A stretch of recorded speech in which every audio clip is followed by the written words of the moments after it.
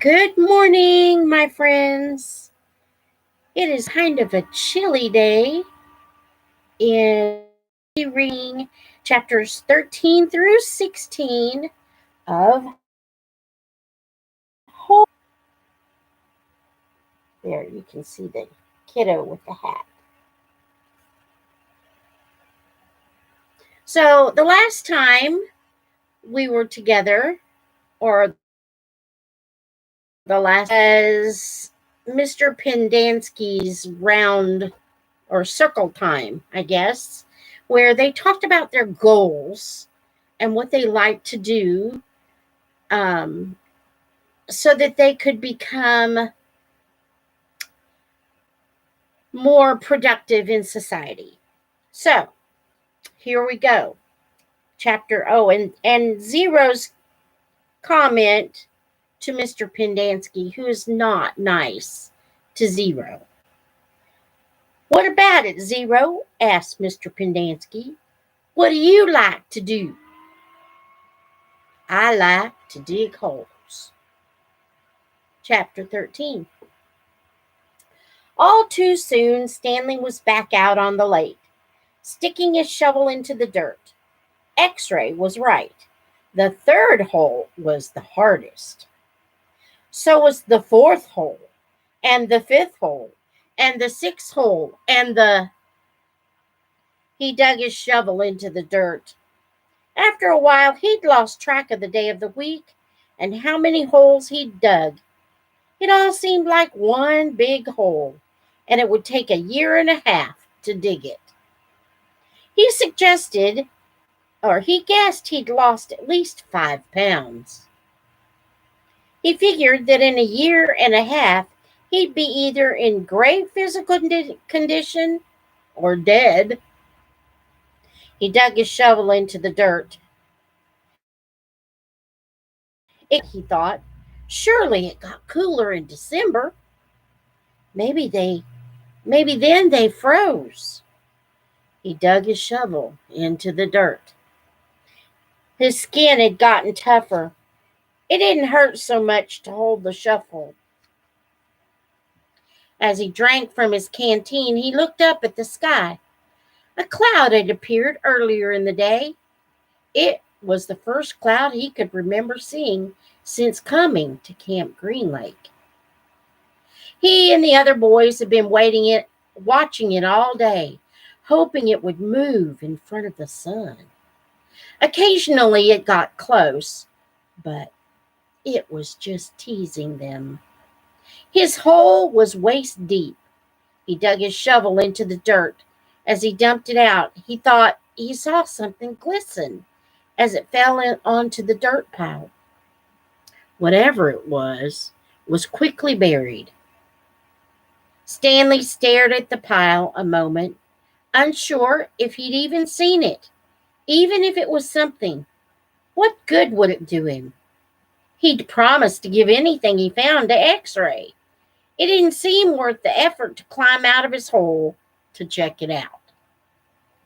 He glanced up at the cloud, which was close enough to the sun that he had to squint to look at it. He dug his shovel back into the dirt and lifted it over his dirt pile. But instead of dumping it there, he tossed it off to the side. His curiosity had gotten the better of him. He climbed up out of his hole and sifted his fingers through. He felt something hard and metal. Hard and metallic. He pulled it out. It was a gold tube, about as long and as wide as the second finger on his right hand. The tube was open at the end and closed at the other. He used a few drops of his precious water to clean it. There seemed to be some kind of design on the flat, closed end. He poured a few more drops of water on it and rubbed it on the inside of his pants pocket. He looked again at the design engraved into the flat bottom of the tube. He could see an outline of a heart with the letters KB etched inside it. So this is what it looks like. There you go.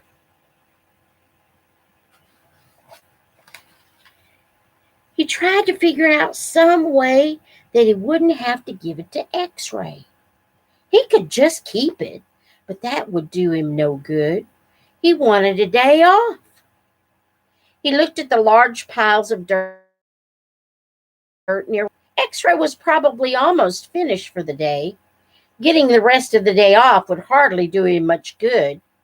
X-Ray would first have to show the tube to Mr. Sir or Mr. Pendanski, who would then have to show it to the warden. By then, X-Ray might be done anyway. Stanley wondered about trying to secretly take the tube directly to the warden. He could explain the situation to the warden, and the warden might make up an excuse for giving him the day off, so X-Ray wouldn't suspect. He looked across the lake toward the cabin under the 2 oak trees. The place scared him. He'd been at Camp Green Lake almost 2 weeks, and he still hadn't seen the warden. That was just as well. If he could go to his entire year and a half without seeing the warden, that would be fine with him. He didn't know if the warden would find the tube interesting. He looked at it again. It looked familiar. He thought he'd seen something like it somewhere before, but couldn't quite place it. "What you got there, caveman?" asked Zigzag. Stanley's large hand closed around the tube. "Nothing. Just, it was useless. I think I might have found something." "Another fossil?" "No, I'm not sure what it is." "Let me see," said Zigzag. Instead of showing it to Zigzag, Stanley brought it to X-Ray. Zigzag followed. X-Ray looked at the tube, then rubbed his dirty glasses on his dirty shirt and looked at the tube again. One by one, the other boys dropped their shovels and came to look. "It looks like an old shotgun shell," said Squid. "Yeah, that's probably what it is," said Stanley. He decided not to mention the engraved design. Maybe nobody would notice it. He doubted X-Ray could see it. "No, it's too long and thin to be a shotgun shell," said Magnet. "It's probably just a piece of junk," said Stanley. "Well, I'll show it to Mom," said X-Ray. "See what he thinks. Who knows? Maybe I'll get the day off." "Your hole's almost finished," said Stanley. "Yeah? So?" Stanley raised and lowered his shoulder. "So why don't you wait until tomorrow to show it to Mom?" he suggested. "You can pretend you found it first thing in the morning. Then you can get the whole day off instead of just an hour or so this afternoon." X-Ray smiled. "Good thinking, caveman." Large pocket on the right leg of his dirty orange pants. Stanley returned to his hole.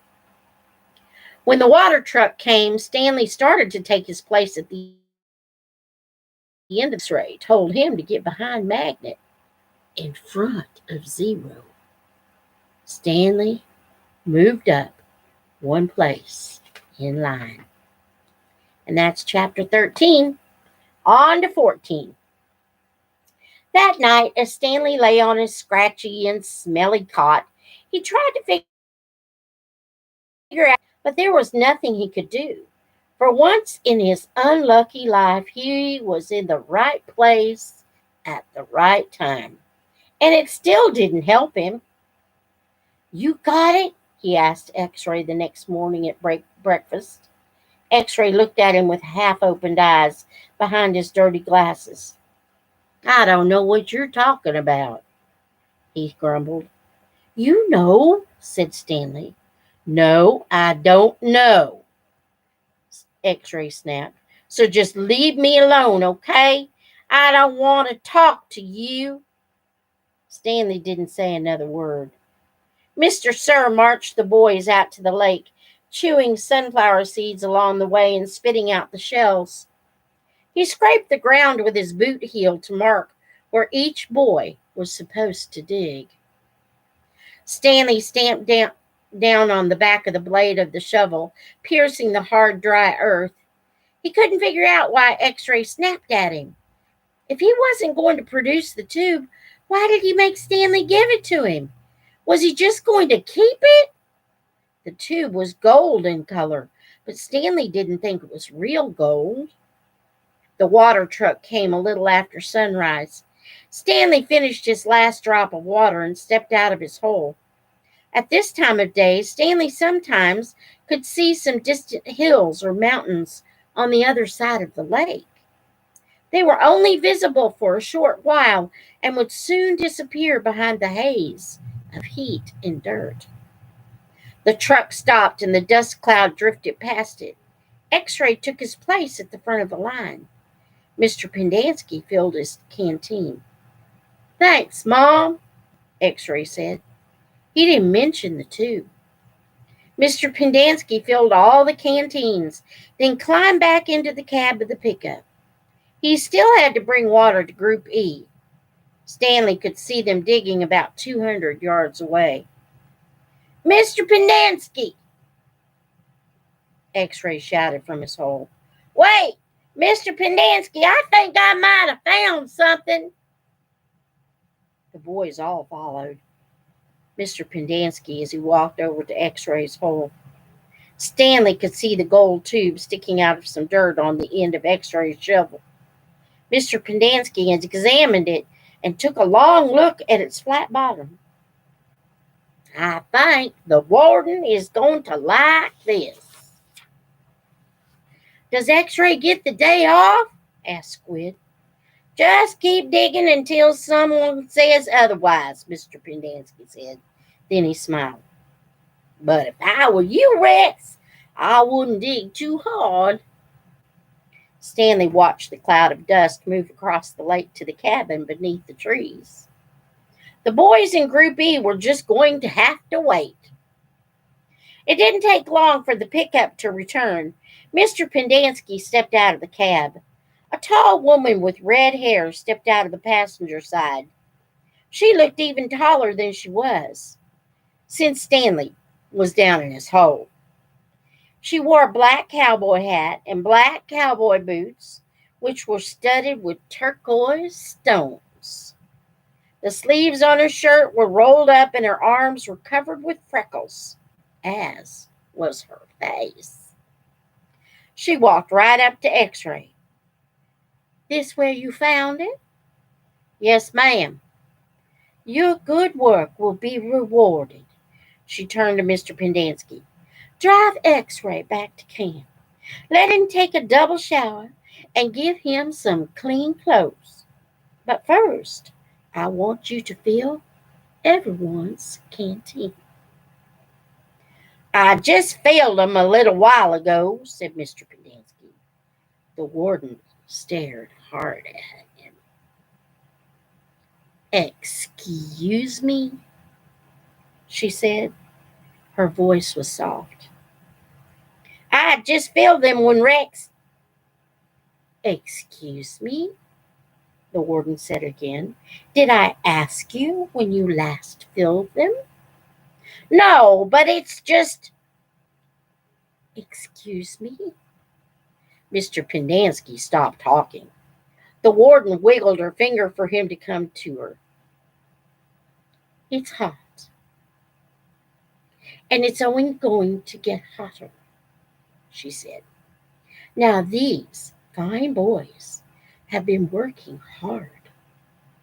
Don't you think it might be possible that they might have taken a drink since you last filled their canteens?" Mr. Pendanski said nothing. The warden turned to Stanley. "Caveman, will you come here, please?" Stanley was surprised she knew his name. He He had never seen her until she stepped out of the truck. He didn't even know the warden was a woman. He nervously went toward her. Mr. Pendanski and I have been having a discussion. Have you taken a drink since Mr. Pendanski last filled your canteen?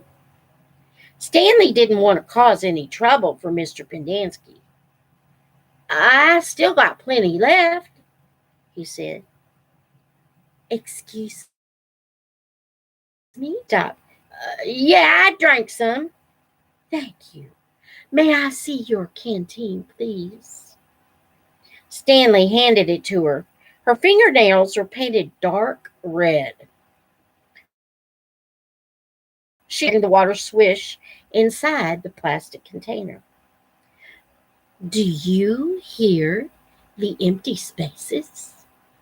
She asked. Yes, said Mr. Pendanski.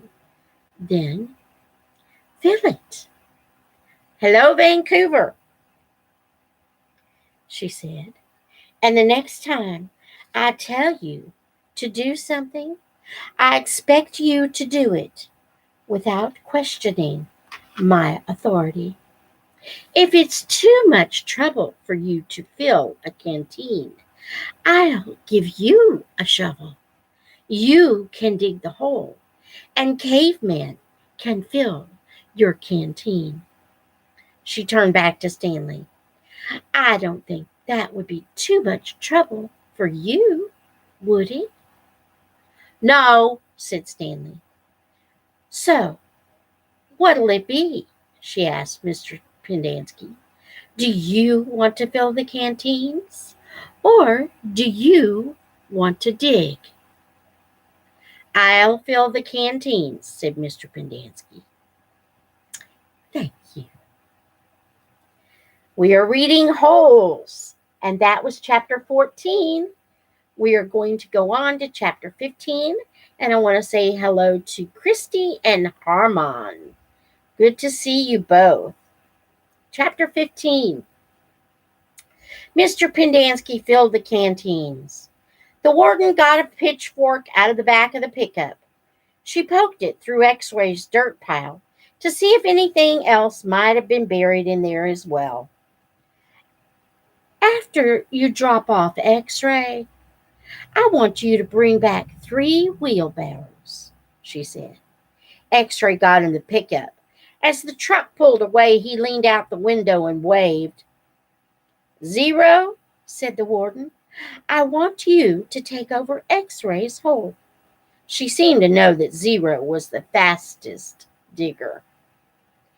Armpit and Squid, you will keep digging where you have been, she said. But you're each going to have a helper. Zigzag, you help Armpit. Magnet will help Squid. And Caveman, you'll work with 0. We're going to dig the dirt twice. 0 will dig it out of the hole, and Caveman will carefully shovel it into a wheelbarrow. Zigzag will do the same for Armpit, and the same with Magnet and Squid. We don't want to miss anything. If either of you find something, you'll both get the rest of the day off and a double shower. Are all full, you are to dump them away from this area. We don't want any dirt piles to get in the way. The warden remained at the site for the remainder of the day, along with Mr. Pendanski and Mr. Sir, who showed up after a while. Occasionally, Mr. Sir would leave to take water to the other groups of campers, but otherwise he and the water truck stayed parked there. The warden saw to that nobody in Group D was ever thirsty. Stanley did as he was told. He carefully looked through all the dirt dug up by 0 as he shoveled it into a wheelbarrow, though he knew he wouldn't find anything. It was easier than digging his own hole. When the wheelbarrow was full, he took it a good distance away from before dumping it. The warden couldn't keep still. She kept walking around, looking over the boy's shoulders and sticking her pitchfork through the dirt piles. "You're doing fine, just fine," she told Stanley. After a while, she told the boys to switch places so that Stanley, Zigzag, and Magnet dug in the holes, and Zero, Armpit, and Squid shoveled the excavated dirt into the wheelbarrows. After lunch, Zero took over the digging again, and Stanley returned to the wheelbarrow. "There's no hurry," the warden said several times. "The main thing is not to miss anything." The boys dug until each hole was well over 6 feet deep and wide. Still, it was easier for two boys to dig a 6-foot hole than it was for one boy to dig a 5-foot hole. "All right, that's enough for today," the warden said. "I've waited this long. I can wait another day." Mr. Sir drove her back to her cabin. "I wonder how she knew all our names," Stanley said as he walked back to the campground. "She watches us all the time," said Zigzag. "She's got hidden microphones and cameras all over the place, in the tents and the rec room, the shower." "The shower?" asked Stanley. He wondered if Zigzag was just being paranoid. "The cameras are tiny," said Armpit. "No bigger than the toenail on your little toe." Stanley had his doubts about that. He didn't think they could make cameras that small. Microphones? Maybe. He realized that's why X-Ray didn't want to talk to him about the gold tube at breakfast. X-Ray was afraid the warden might have been listening. One thing was certain: they weren't just digging to build character. They were definitely looking for something. And whatever they were looking for, they were looking in the wrong place. Stanley gazed out across the lake toward the spot where he'd been digging yesterday, and he found the gold tube. He dug the hole into his memory.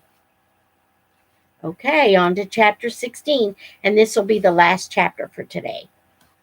As Stanley entered the rec room, he could hear X-Ray's voice from all the way across the room. "See what I'm saying?" X-Ray said. "Am I right or am I right?" The other bodies in the room were little more than bags of flesh and bones dumped across broken chairs and couches. X-Ray was full of life, laughing and waving his arms around as he talked. "Yo, Cape Man, my man," he called out. Stanley made his way across the room. "Hey, slide on over, Squid," said X-Ray. "Make room for the caveman." Stanley crashed on the couch. He had looked for a hidden camera in the shower. He hadn't seen anything, and he hoped the warden hadn't either. "What's the matter?" asked X-Ray. "You guys tired of something?" He laughed. "Hey, keep it down, will you?" groaned Zigzag. "I'm trying to watch TV." Stanley glanced uncertainly at Zigzag, who was staring very intently at the busted television screen. The warden greeted the boys at breakfast the next morning and went with them to the holes. 4 dug in the holes and 3. "Glad you're here, X-Ray," she said to him. "We need your sharp eyes." Stanley spent more time pushing the wheelbarrow than digging, because he was such a slow digger. He carted away the excess dirt and dumped it into previously dug holes. He was careful not to dump any of it in the hole where the gold tube was actually found. He could still see the tube in his mind. It seemed so familiar, but he just couldn't place it. He thought that it might have been the lid to a fancy gold pen. KB could have been the initials of a famous author. The only famous authors he could think of were Charles Dickens, William Shakespeare, and Mark Twain. Besides, it didn't really look like the time. By lunchtime, the warden was beginning to lose her patience. She made them eat quickly so they could get back to work. If you can get them to work any faster, she told Mr. Sir, then you're going to have to climb down there and dig with them. After that, everyone worked faster, especially when Mr. Sir was watching them. Stanley practically ran when he pushed the wheelbarrow. Mr. Sir reminded them that they weren't Girl Scouts. They didn't quit digging until after every other group had finished. Later, as Stanley sprawled across an understuffed chair, he tried to think of a way to tell the warden where the tube was really found without getting himself or X-ray into trouble. It didn't seem possible. He, even though, thought about sneaking out at night and digging in that hole by himself. But the last thing he wanted to do after digging all day was to dig at night. Besides, the shovels were locked up at night, presumably so they couldn't be used as weapons. Mr. Pendanski entered the rec room. "Stanley," he called as he made his way to him. "His name's Caveman," said X-ray. "Stanley," said Mr. Pendanski. "My name's Caveman," said Stanley. "Well, I have a letter here for someone named Stanley Yelnats," said Mr. Pendanski. He turned over an envelope in his hands. "It doesn't say Caveman anywhere." Thanks," Stanley said, taking it.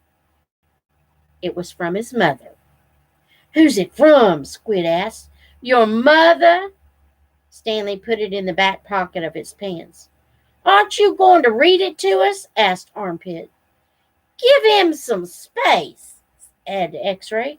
"If Caveman doesn't want to read it to us, he doesn't have to. It's probably from his girlfriend." Stanley smiled. He read it later, after the other boys had gone to dinner. "Dear Stanley, it was wonderful to hear from you. Your letter made me feel like one of the other moms who can afford to send their kids to summer camp. I know it's not the same, but I'm very proud of you for trying to make the best of a bad situation. Who knows? Maybe something good will come of this. Your father thinks he is real close to a breakthrough on his sneaker project. I hope so. The landlord is threatening to evict us because of the odor. I feel sorry for the little old lady who lived in a shoe. It must have smelled awful. Love from both of us." "What's so funny?" Zero asked. It startled him. He thought Zero had gone to dinner with the others. "Nothing, just something my mom wrote." "What'd she say?" Zero asked. "Nothing." "Oh, sorry," said Zero. "Well, see, my dad is trying to invent a way to recycle old sneakers. So the apartment kind of smells bad because he's always cooking these old sneakers. So anyway, in the letter, my mom said she felt sorry for that little old lady who lived in a shoe, because it must have smelled bad in there." Zero stared blankly at him. The nursery rhyme?" Zero said nothing. "You've heard the nursery rhyme about the little old lady who lived in a shoe?" Stanley was amazed. "How does it go?" asked Zero. "Didn't you ever watch Sesame Street?" Stanley asked.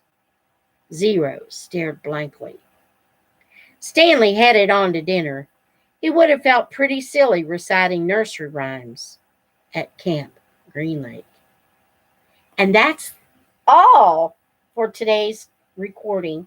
I will go on and do 17 through 20 later on this week. So, hello, Christy and Harmon. How are you guys?